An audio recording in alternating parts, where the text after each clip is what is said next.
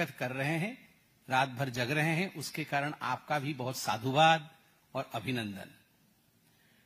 आज इस मंच पर मेरे साथ मौजूद है बंगाल के राज्य भारतीय जनता पार्टी के अध्यक्ष एवं केंद्र में मंत्री आदरणीय सुकांत मजूमदार दा।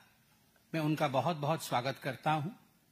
और अभी जिस विषय पर हम प्रेस कॉन्फ्रेंस करने वाले हैं, उस विषय को लेकर उन्होंने जमीन पर आंदोलन भी किया है, युद्ध भी छेड़ा है, न्याय की गुहार भी की है। इसलिए आज मेरे कुछ विषय को रखने के पश्चात बहुत तफसील से उस विषय को माननीय मंत्री जी भी रखेंगे। आज का प्रेस कॉन्फ्रेंस बहुत ही गंभीर मुद्दे को लेकर है। बंगाल में क्या हो रहा है, आप में से हर कोई वाकिफ है। बंगाल की परिस्थिति, बंगाल का भ्रष्टाचार, बंगाल में दीदी की दादागिरी, यह आज पूरे भारतवर्ष में ही नहीं, विश्व में लोग देख रहे हैं। अभी ऑक्सफोर्ड में जाके ममता बनर्जी ने कहा कि मैं टाइग्रेस हूं। कोई टाइग्रेस कभी भ्रष्टाचार में लिप्त नहीं होता। कोई टाइग्रेस कभी अपने ही बच्चों का भक्षण नहीं करता है। जो वास्तविक लीडर होता है वो कभी पैसा मार करके भ्रष्टाचार के और करप्शन के माध्यम से अपने ही लोगों को नर्क में नहीं भेजता है, उनका जिंदगी, उनके जीवन को नारकीय नहीं बनाता है। मगर बड़े दुख के साथ कहना पड़ रहा है कि ममता बनर्जी एवं उनकी सरकार ने बंगाल में जिस प्रकार से भ्रष्टाचार को अनलीश किया है, भ्रष्टाचार को खुलेआम छोड़ रखा है, आज उसका गाज लाखों लोगों के ऊपर पड़ा है। आप सबने देखा कल सुप्रीम कोर्ट, भारत का सर्वोच्च न्यायालय सुप्रीम कोर्ट ने बंगाल में जो स्कूल भर्ती घोटाला हुआ था, स्कूल भर्ती घोटाला 2016 से 2021 के बीच लगभग 23 से 24 लाख एप्लीकेंट बंगाल के अंदर टीचर और नॉन टीचिंग स्टाफ की पोस्ट जो एडवर्टाइजमेंट के माध्यम से निकली थी, उसमें उन्होंने अप्लाई किया था। और 2016 से 2021 के बीच लगभग 25,780 से अधिक टीचर और नॉन टीचिंग स्टाफ का रिक्रूटमेंट किया गया था। और उसमें इतने बड़े तादाद में भ्रष्टाचार हुआ था कि इस विषय को लेकर अनेकों लोग कोर्ट में गए थे। और उस समय बंगाल में इसे ब्राइब फॉर जॉब स्कैम, पैसा लेकर काम देने वाला scam, bribe for job scam और स्कूल भर्ती घोटाले के नाम से जाना गया। अप्रैल 22, 2024 में कलकत्ता के हाईकोर्ट ने बड़ा स्पष्ट निर्णय दिया। उन्होंने यह निर्णय दिया कि ये जो 25,780 रिक्रूटमेंट जिनकी हुई है, यह रिक्रूटमेंट प्रोसीजर फॉल्टी है, ये भ्रष्टाचार से मारा हुआ है, पैसा लेकर गलत तरीकों से ओएमआर सीट जो होती है, उस ओएमआर सीट जिसको कि ऑप्टिकल मार्क रिकॉग्नाइजेशन शीट कहते हैं, जब ये एग्जाम होता है तो इसकी शीट की इवैल्यूएशन होती है, उसको डिस्ट्रॉय कर दिया गया ताकि ये पता न चले कि कौन सही है और कौन गलत है, ताकि जो सबसे नीचे के पायदान पे जिस कैंडिडेट का मार्किंग हुआ है उसको ऊपर लाके एक हायर रैंक में स्थापित किया जा सके। जो टॉपर नहीं है उसको टॉपर बना दिया जाए, जिसने क्वालिफाई नहीं किया और ओएमआर शीट में कोई भी प्रश्न का उत्तर नहीं दिया, उसको किस प्रकार से रिक्रूटमेंट दे दिया जाए पैसे के बल पर। तो कलकत्ता हाईकोर्ट ने 22 अप्रैल 2024 में स्पष्टतः कहा कि इसे खारिज किया जाए, दूसरी बार अपॉइंटमेंट प्रोसेस शुरू की जाए और सबसे बड़ी बात सीबीआई की जांच हो। सीबीआई की जांच हो। आप याद करिए उस समय किस प्रकार ममता बनर्जी और उनके जो साथी हैं टीएमसी के सीबीआई के खिलाफ, ईडी के खिलाफ अनर्गल बयानबाजी कर रहे थे। सीबीआई कैसे राज्य में प्रवेश नहीं करे, और ये जो इंडी अलायंस वाले हैं सब भ्रष्टाचारी, ये सारे भ्रष्टाचारी मिलकर हम कर्नाटक में सीबीआई को घुसने नहीं देंगे, हम बंगाल में सीबीआई को घुसने नहीं देंगे, जहां कांग्रेस शासित राज्य या इंडी के गठबंधन के लोग हैं वहां सीबीआई नहीं घुसेगी। क्यों नहीं घुसेगी? क्योंकि वहां हम डाका डालेंगे, हम वहां चोरी करेंगे, और हमारी चोरी सीना जोरी के दम पर होगा, कोई हमें पकड़ने की हिम्मत नहीं करेगा। और कल सुप्रीम कोर्ट ने chief justice of India Sanjeev Khanna और जस्टिस संजय कुमार की बेंच ने अपना फाइनल जजमेंट सुनाया। जब हाई कोर्ट ने यह जजमेंट दिया था खारिज करने का, तो 126 एप्लीकेंट गए थे सुप्रीम कोर्ट में अपना एप्लीकेशन दायर करने के लिए, अपील दायर करने के लिए कि हाई कोर्ट के इस जजमेंट को खारिज कर दिया जाए। उसमें से एक एप्लीकेंट वेस्ट बंगाल की सरकार भी थी। सरकार ने कहा नहीं, ये हाईकोर्ट गलत बोल रही है, ये हाईकोर्ट हमारे एजुकेशन सिस्टम को ध्वंस करना चाहती है, तो हाईकोर्ट के इस फरमान को, हाईकोर्ट के इस डिसीजन को खारिज कर दिया जाए। सोचिए, ऐसा बोला था वेस्ट बंगाल की सरकार ने। सुप्रीम कोर्ट ने उस समय स्टे ऑर्डर दिया कि ठीक है, अभी स्टे करिए, हम पूरे तफसील से स्टडी करेंगे। उन्होंने सब पे स्टे ऑर्डर दिया, तफसील से इसमें पूरी स्टडी हुई, और कल सुप्रीम कोर्ट ने 2 जजों की बेंच, जिसमें chief justice of India Sanjeev Khanna और जस्टिस संजय कुमार, दोनों ने अपना जजमेंट सुनाया। मैं जजमेंट का एक अंश पढ़ के सुनाता। We have gone through the facts regarding findings of this case. Entire selection process is vitiated by manipulation and fraud. हमने इस केस के तथ्य को जांचा है, पूरे केस के तथ्य को जांचा है, सुप्रीम कोर्ट कह रही है, और पूरा का पूरा मामला जो सिलेक्शन प्रोसेस है वो मैनिपुलेटिव है, उसको मैनिपुलेट किया गया है, और फ्रॉड है, धोखाधड़ी है, धोखा दिया गया है। Credibility and legitimacy has been denuded. Credibility और लेजिटिमेसी की धज्जियां उड़ गई हैं। किसकी क्रेडिबिलिटी और किसकी लेजिटिमेसी की धज्जियां उड़ी है? ममता बनर्जी की सरकार, वेस्ट बंगाल की सरकार और वेस्ट बंगाल की मुख्यमंत्री ममता बनर्जी की क्रेडिबिलिटी और उनकी लेजिटिमेसी की धज्जियां उड़ गई हैं। यह सुप्रीम कोर्ट ने कहा है, यह कोई भारतीय जनता पार्टी नहीं कह रही। No reason to interfere in the high court judgment. Supreme court ने कहा कोई कारण नहीं है कि जो हाई कोर्ट की जजमेंट है उसमें हम इंटरफियर करें। हाई कोर्ट ने ठीक कहा है, tainted candidates must be terminated. 23 lakh से 24 लाख युवकों ने, युवतियों ने दिन रात पढ़ाई करके एप्लीकेशन भरा कि हम टीचर बनेंगे, नॉन टीचिंग स्टाफ में जाएंगे, हमारा जीवन आगे बढ़ेगा, बूढ़ी मां बाप को हम पालेंगे। और अंततः आपने पैसे लेकर 5 से 15 लाख रुपए तक या उससे ज्यादा पैसे लिए गए, मैं उस पर भी आऊंगा, एक एक कैंडिडेट से, और पैसे के दम पर आपने ये जो भर्ती किया है, ये टेंटेड कैंडिडेट्स को टर्मिनेट करना होगा, ये सुप्रीम कोर्ट ने कहा। Appointments were result of cheating and fraud. ये जो अपॉइंटमेंट हुआ है ये चीटिंग और फ्रॉड के नतीजे से हुआ है, धोखेबाजी से की गई है। ये सुप्रीम कोर्ट ने कहा है, ये कोई भारतीय जनता पार्टी नहीं कह रही है। आप सोचिए, अगर किसी और मुख्यमंत्री के लिए ऐसे शब्दों का उच्चारण डिस्ट्रिक्ट कोर्ट भी कर दी होती तो हाय हंगामा मच जाता। राहुल गांधी पजामा और टी शर्ट में ही आ जाते पार्लियामेंट। वो आए भी थे शायद कल परसों, वो पजामा टी शर्ट में आके बोलते डेमोक्रेसी खत्म हो गई, हत्या हो गई डेमोक्रेसी की, मुख्यमंत्री को गिरफ्तार करो, अरेस्ट करो, हिटलर है। कहां है भैया राहुल गांधी? कहां हो आप? कहां है ये इंडी वाले? आओ ना। ये डिस्ट्रिक्ट कोर्ट ने नहीं, सुप्रीम कोर्ट ने बताया है।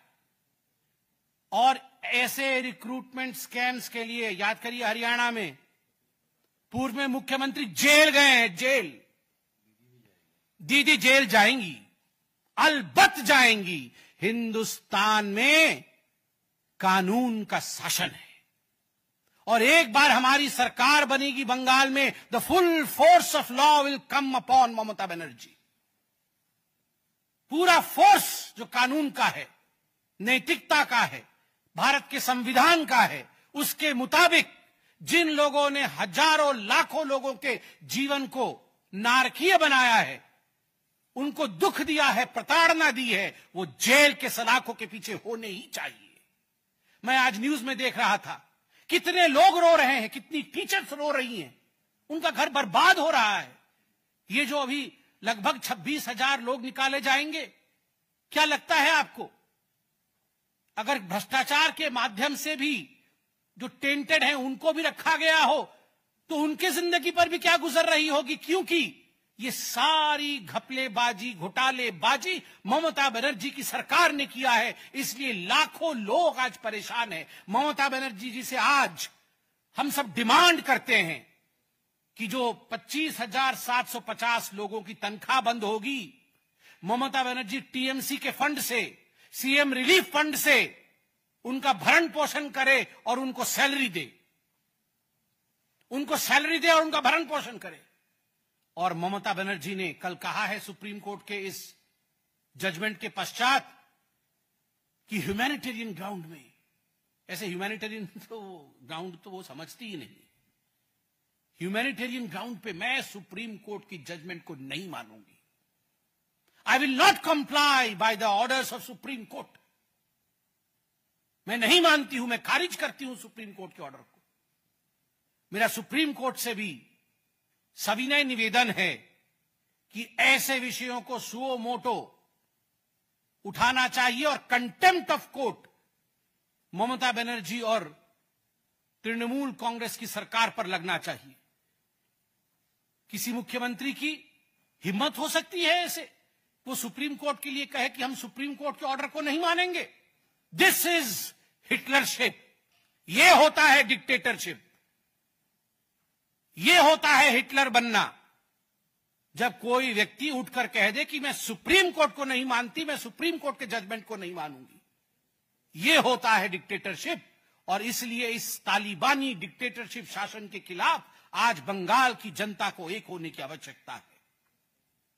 याद करिए, वो पार्थ चटर्जी, सब लाया हूं मैं, वो पार्थ चटर्जी जो गिरफ्तार हुए थे 2022 में, उस समय वो पार्थ चटर्जी स्टेट के एजुकेशन मिनिस्टर थे। और स्टेट के एजुकेशन मिनिस्टर के साथ साथ कौन कौन गिरफ्तार हुए थे? एमएलए मानिक भट्टाचार्य, एमएलए जीवन Krishna Saha, TMC leader Shantanu Kundu, TMC leader quintal Ghosh, सबसे मुख्य पार्थ चटर्जी। मगर मेरे से भी गलत उच्चारण हो गया, सबसे मुख्य पार्थ चटर्जी नहीं, पार्थ चटर्जी का जो अरेस्ट मेमो है, मुझे पता नहीं आप में से कितने लोगों ने पार्थ चटर्जी का अरेस्ट मेमो पढ़ा है। पार्थ चटर्जी ने अपने अरेस्ट मेमो में लिखा है, your guardian and your relative, जिसके कहने पर आप काम करते हैं, उन्होंने लिखा है अपने हैंडराइटिंग से ममता बनर्जी, ममता बंदोपाध्याय, हमार गार्डियन। आप सोचिए, पथप्रदर्शक ममता बनर्जी, আমার গার্ডিয়ান মমতা ব্যানার্জি, আমার रिश्तेदार, আমার रिलेटिव ममता बनर्जी, ममता दीदी, ये उनके अरेस्ट मेमो में लिखा हुआ है। आप जाके देखिए अरेस्ट मेमो। अरे जो पथ प्रदर्शक है, जो मार्गदर्शक है, जिसके कहने पर आपने ये घोटाला किया, वो पार्थ चटर्जी जेल के अंदर है, तो दीदी जेल के अंदर क्यों नहीं? ये फोटो देखिए, ये पार्थ चटर्जी, पार्थ चटर्जी के साथ जो मोहतरमा खड़ी है उनका नाम अर्पिता घोष है। आप सब जानते हैं अर्पिता घोष उनकी एसोसिएट थी। और ये जो नोटों की गड्डी 2 बार रेड हुए और कुल मिलाकर के 49 करोड़ रुपया, अर्पिता मुखर्जी, ये अर्पिता मुखर्जी उनकी एड है, क्लोज एड। अर्पिता मुखर्जी के घर में भी रेड हुए, अनेकों और जगह रेड हुए। 49 करोड़ रुपए ईडी ने रिकवर किया इस रेड में। आप अभी जो मैंने बताया अरेस्ट मेमो में क्लोज रिलेटिव एंड मार्गदर्शक, देखिए ये दोनों मार्गदर्शक से मार्गदर्शन ले रहे हैं। आप देखिए, फोटो अच्छे से देखिए, इसको छापिए भी। ये देखिए क्या करना होगा, पूछ रही हैं दीदी से पार्थदा। पार्थ जी पूछ रहे हैं, दीदी बोल रही है सब घोटाला करो, सब घोटाला करो, ये पैसा टीएमसी में जमा करो। यही बात हो रहा है। यहां देखिए, ये देखिए वही चल रहा है दोनों के बीच खुसुर फुसुर, किस प्रकार करोड़ों रुपए हथियाया जाए। ये दोनों देखिए जरा, गार्डियन एंड क्लोज रिलेटिव दोनों की फोटो। और ये देखिए जनता की गाढ़ी कमाई और जनता की गाढ़ी कमाई के क्या यहां हश्र किया गया है। अरे ऐसे तो हमारे घर में झाड़ू मारेंगे तो गंदा कागज भी इतना नहीं निकलेगा। मतलब अभी गंदा कागज भी इतना नहीं निकलने वाला है। और हम लोग सब पॉलिटिकल लोग हैं, हमारे घर कई अखबार आते हैं, हम अखबार का ढेर भी लगा देना एक महीना का तो भी इतना नहीं लगेगा। और ये सब 2-2 हजार रुपए के नोट है। आप देखिए जरा, 49 करोड़ और न जाने कितने कितने कहां छुपा रखे होंगे, इलेक्शन में बांट दिए होंगे। और ये किसकी खून पसीने की कमाई है? ये वो जो 24 लाख एप्लीकेंट आए थे, उन 24 लाख एप्लीकेंट की खून पसीने की कमाई है, खून पसीने की कमाई। मुझे अब सिर्फ इतना कहना है कि Mamata Banerjee has no right to stay in power now. Mamata Banerjee को कुर्सी छोड़ना होगा, ममता बनर्जी को रेजिग्नेशन देना ही होगा। वो ह्यूमैनिटेरियज्म की बात करती है, मानविकता की बात करती है, मां माटी मानुष की बात करती है। अगर उनमें इतना भी तनिक भर भी कहीं सेंस ऑफ रेस्पॉन्सिबिलिटी बाकी है तो तुरंत आज के आज ममता बनर्जी को रेजिग्नेशन दे देना चाहिए, नंबर 1। नंबर 2, स्पष्ट रूप से हम कहना चाहते हैं, जिन लोगों को निकाला जाएगा उन लोगों को तनख्वाह देने का काम ममता बनर्जी की सरकार करे। नंबर 3, हम जानते हैं ये जो मुद्दा है ये आज बंगाल का ही नहीं पूरे भारतवर्ष का एक बड़ा मुद्दा है। और आज ही आप देखिएगा ममता बनर्जी कुछ ना कुछ ऐसे दंगे इत्यादि भड़काना शुरू कर देगी बंगाल के अंदर, ताकि किसी भी कीमत पर लोगों का नजर इस घपले से हट करके लोग अपने आप को बचाने में, लोग अपने आप को किस प्रकार से सुरक्षित रख के उस पर लगेंगे। Civil instigate fears among people. आप देखिएगा आज भय का वातावरण बंगाल में बना देगी, वो कुछ ना कुछ करेगी ऐसा जिससे वहां भय का वातावरण हो जाए। और मैं कहना चाहता हूं ममता जी से और टीएमसी से, कुर्सी खाली करो, कुर्सी खाली करो कि जनता आती है, चेयर खाली करो, जनगण आसछे, जनगण आसछे ममता दी, चेयर खाली करो। करते होबे, अन्य उपाय ना, करते होबे, चेयर खाली करते होबे। बहुत बहुत धन्यवाद। अब मैं आदरणीय केंद्रीय मंत्री, हमारे बड़े भाई और बंगाल के अध्यक्ष सुकांत दास से कहूंगा कि वो आपसे मुखातिब हो। सबको नमस्कार। माननीय संबित पात्रा जी ने पूरे विषय को विस्तृत रूप से आपके सामने रखा। कल इस घटना घटने के बाद, यानी सुप्रीम कोर्ट के आदेश आने के बाद, ममता बनर्जी मीडिया के सामने आई और सबको दोषारोपण किया, सबको दोष दिया। सुकांत मजूमदार से लेकर सीपीएम के नेताओं से लेकर जज को लेकर, जुडिशियरी को लेकर, जैसे संबित पात्रा जी ने बताया कि क्वांटम ऑफ कोर्ट की हद तक, और वो भी एपेक्स कोर्ट ऑफ इंडिया, उसकी क्वांटम तक वो चले गई। लेकिन जिन्होंने पैसा लिया, जिन तृणमूल कांग्रेस के नेताओं ने पैसा लिया, ममता बनर्जी के लोगों ने पैसा लिया और ममता बनर्जी ने उनको बचाया सुपर न्यूमररी पोस्ट बनाकर। कैबिनेट बैठी अलग से, यानी अगर स्कूलों में 1000 टीचर चाहिए तो जो लोगों को, टेंटेड लोगों को लिया गया, उनको बचाने के लिए 1000 से ऊपर 1500 पोस्ट क्रिएट किए गए, कैबिनेट बैठी थी।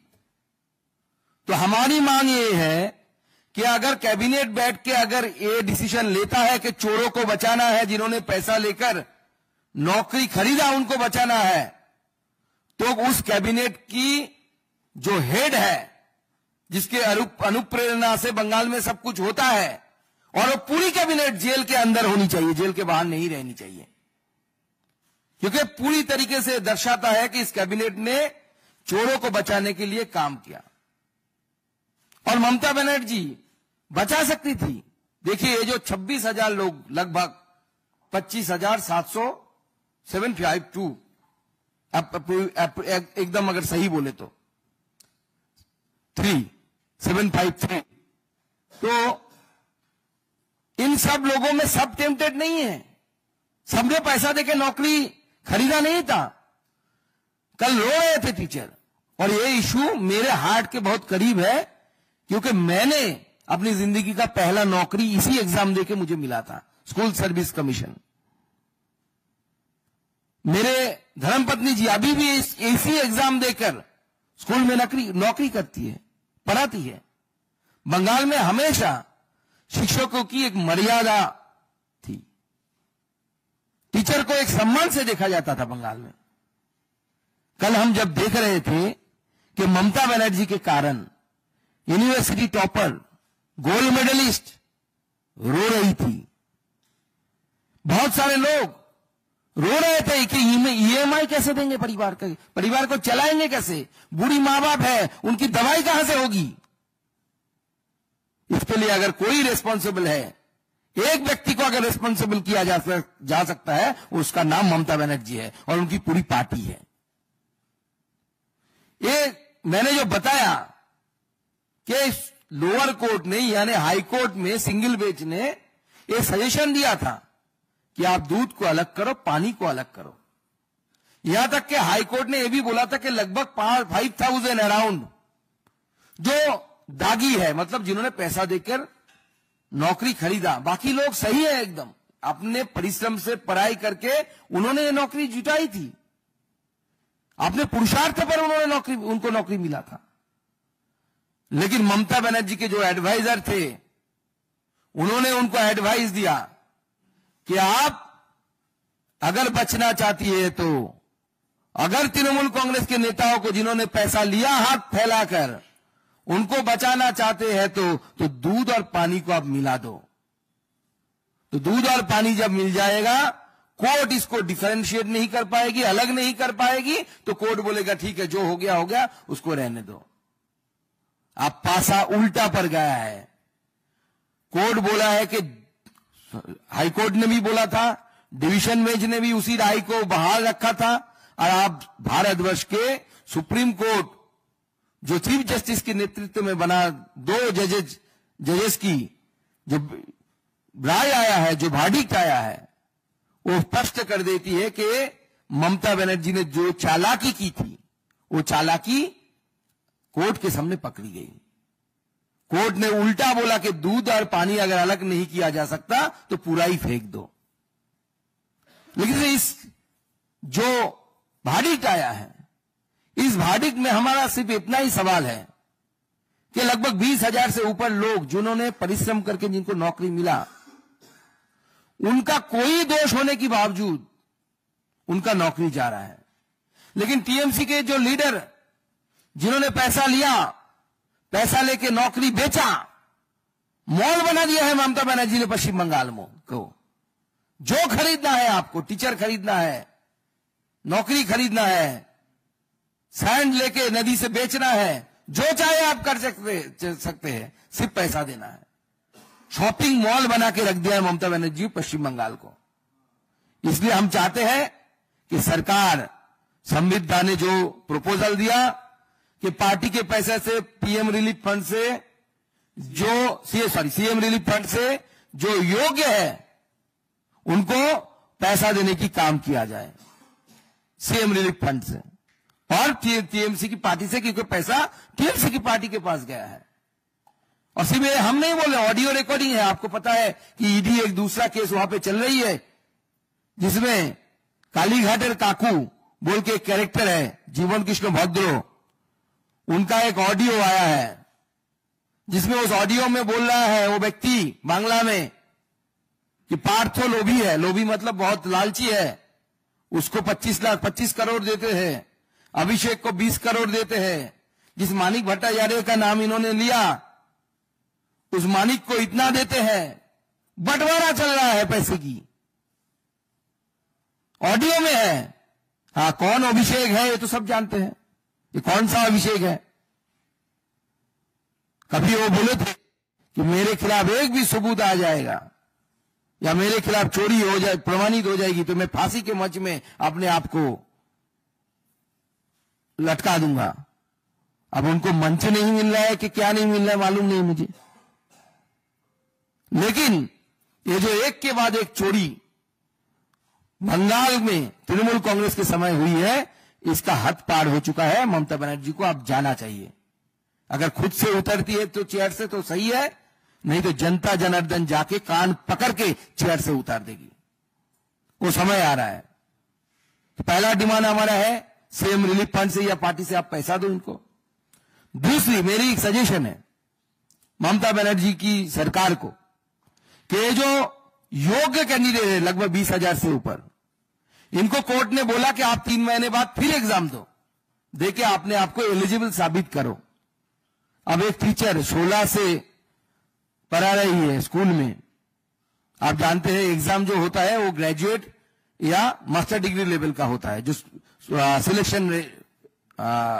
सिलेक्शन का एग्जाम होता है, और स्कूल में पढ़ाना पड़ता है स्कूल स्टैंडर्ड के 11-12 स्टैंडर्ड या उसके नीचे वाला स्टैंडर्ड का। तो स्वाभाविक है सब्जेक्ट से सब डिटैच है 16 साल से आज तक। उतना तो ऑनर्स या बीए, बीएससी, एमएससी, एमए उस सब्जेक्ट से लोग डिटैच है। तो मेरा सजेशन है कि मैं अपने जिंदगी के 10 साल लगभग पढ़ाते आ रहा हूं, कॉलेज, स्कूल, यूनिवर्सिटी मिलाकर। मेरा एक सजेशन सरकार से है कि आप ये जो योग्य व्यक्ति है जब एसएससी में बैठेंगे, इन्होंने इतने साल पढ़ाया, 16 से 25 साल तक पढ़ाया, हर साल के लिए एसएससी के रूल में परिवर्तन करिए। हर साल के लिए उनको मार्क्स देनी चाहिए, क्योंकि एक्सपीरियंस का मार्क्स हर रिक्रूटमेंट में होता है। कोई बंदा कॉलेज सर्विस कमीशन में जाता है तो उन्होंने कितना कॉलेज में पढ़ाया, कितना साल, उसके लिए मार्क्स दिया जाता है। तो मेरा सजेशन एज ए टीचर मैं ये देना चाहता हूं सरकार को कि आप नियम में परिवर्तन करिए। इन सारे टीचरों को जो योग्य थे, जो टेंटेड है, जिन्होंने पैसा देके नौकरी मिला, उनके लिए नहीं, उनके साथ हमारी सहानुभूति है। लेकिन शिक्षा जैसे महत्वपूर्ण मामले में, और उस कौन सी शिक्षा? सरकारी शिक्षा, जहां पे आम आदमी के बच्चे जाते हैं, बच्चियां जाती है पढ़ने के लिए, उसके साथ कॉम्प्रोमाइज नहीं होनी चाहिए। और ममता बनर्जी ने कॉम्प्रोमाइज कराया है। इसलिए जो एग्जाम में बैठेंगे योग्य टीचर है, उनको रिलीफ मार्क देने की व्यवस्था की जाए। और लॉ के जानकार लोग वो बता पाएंगे। मैं सरकार को कि मैं बोलूंगा, उनसे रिक्वेस्ट करूंगा कि आप, बहुत हो चुका है, आप लॉयरों से, एडवोकेट से सलाह परामर्श करिए।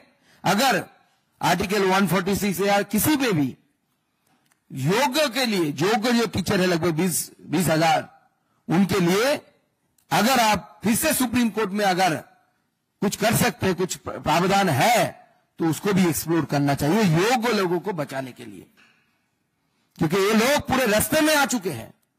ममता बनर्जी ने पूरी तरीके से बंगाल के भविष्य को खत्म कर दिए। और मैं आपको बताता हूं, ये सिर्फ शुरुआत है।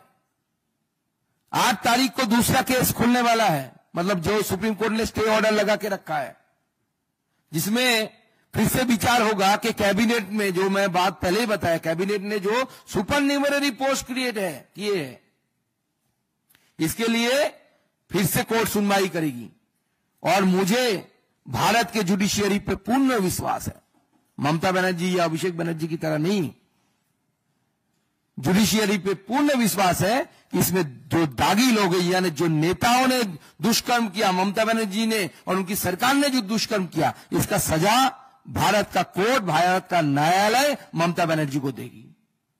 और जैसे संबित पात्रा जी ने बताया कि ओम प्रकाश चौटाला जी जो पूर्व सीएम रहे हरियाणा के, वो इसी शिक्षक घोटाले में जेल गए थे।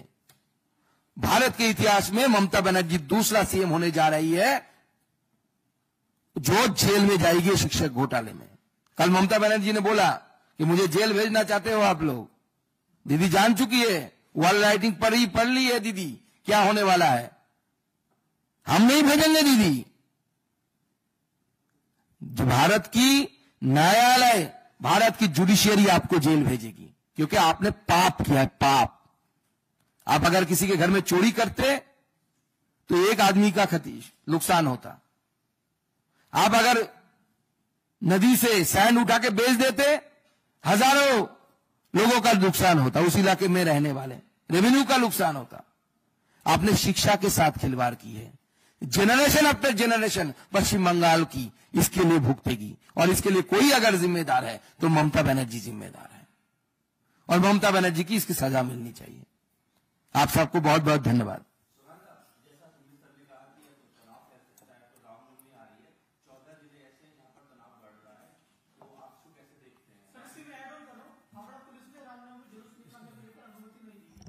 देखिए, शुभेंदु दत्त जवाब देंगे ही, मगर मैं एक बात यहां स्पष्टतः कहना चाहता हूं। मैंने भी खुद कहा अपने प्रेस कॉन्फ्रेंस में कि ममता जी ऐसा प्रयास करेंगी कि एक ऐसा माहौल बने कि यह मामला दब जाए जो रिक्रूटमेंट स्कैम का है, और वहां एक अफरा तफरी का माहौल बन जाए। मगर कानून अपना काम जरूर करेगी, हम सब सजग रहेंगे। मगर आज का जो प्रेस कॉन्फ्रेंस है एक बहुत बड़े मुद्दे को लेकर है। हम इससे अभी डिविएट नहीं होंगे, किसी और मुद्दे पर हम जवाब नहीं देंगे, क्योंकि हजारों लाखों लोगों के जीवन को लेकर खिलवाड़ चल रहा है। और केवल ये प्रेस कॉन्फ्रेंस हिंदुस्तान की जनता तो देख ही रही है, मगर आप सोचिए किस शिद्दत के साथ आंसू बहाते हुए बंगाल में टीचर्स, स्टूडेंट्स, पेरेंट्स इस प्रेस कॉन्फ्रेंस को देख रहे होंगे उम्मीद के साथ। इसलिए मैं आपसे भी निवेदन करूंगा कि आज और किसी मुद्दे पर नहीं, हमारा भी संशय है कि जरूर वो कुछ ना कुछ ऐसा काम करेगी, दंगा फैलाने की कोशिश करेंगी। उसके लिए वो बहुत जानी जाती हैं, ट्रैक रिकॉर्ड ऐसा है। जरूर आज से शुरू करेंगी, कोई नहीं, अभी देखिएगा आप, दोपहर से ही वो शुरू कर देंगी, वो दोपहर से ही शुरू कर देंगी। मगर हम अपने न्याय की लड़ाई में पीछे नहीं हटेंगे, और अगर उनके जो ट्रैक रिकॉर्ड के मुताबिक वो ऐसा कुछ काम भी करेंगी तो उसमें भी हम लड़ेंगे न्याय के लिए।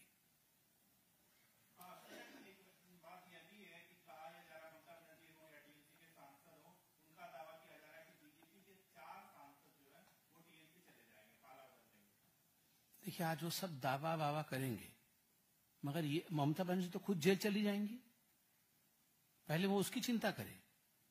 हमारे सांसद कहां जा रहे हैं, कहां पे आ रहे हैं, इसकी चिंता ना करे। खुद कहां जा रही हैं, जाने वाली हैं, उसकी चिंता करे पहले।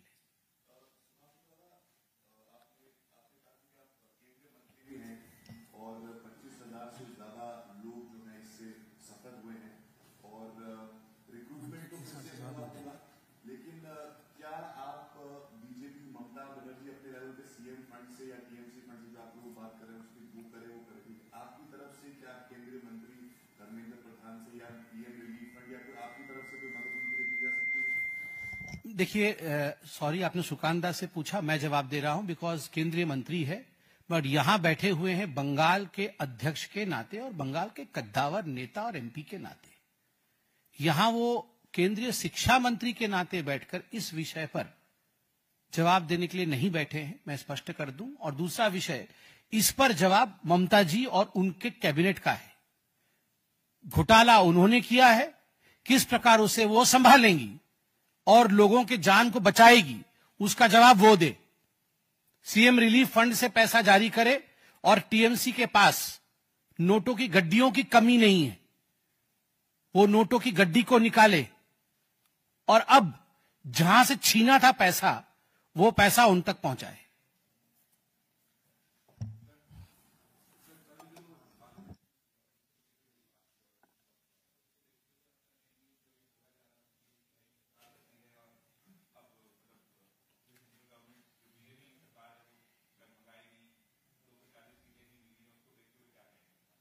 देखिए, 2 दिनों से भारत के सदन में जो इतिहास रचा गया है, चाहे लोकसभा हो चाहे राज्यसभा हो, वक्फ अमेंडमेंट बिल 2025 जिस प्रकार से दोनों सदनों में पारित हुई है और एक बहुत सघन चर्चा के पश्चात एक बहुत गतिशीलता के साथ मैं कहूंगा, मैं धन्यवाद देना चाहता हूं माननीय नरेंद्र मोदी जी का, जो हमारे आदरणीय यशस्वी प्रधानमंत्री है, जिन्होंने हमेशा रिफॉर्म्स की बात की है। मैं धन्यवाद देना चाहूंगा हमारे गृह मंत्री आदरणीय अमित शाह जी को, जिन्होंने नीर क्षीर, दूध और पानी को अलग अलग किया और जो सत्य था उसको सदन के दोनों पटलों पर इतने सुंदर तरीके से रखा कि किसी प्रकार का भ्रम देश के किसी भी कोने में, किसी भी जाति, धर्म और संप्रदाय में ना फैले। और मैं धन्यवाद देना चाहूंगा किरण रिजिजू जी को, जिन्होंने इस पूरे विषय को बहुत अच्छे तरीके से प्रतिपादित किया। This only shows that the Narendra Modi government firmly stands with reform and resolve.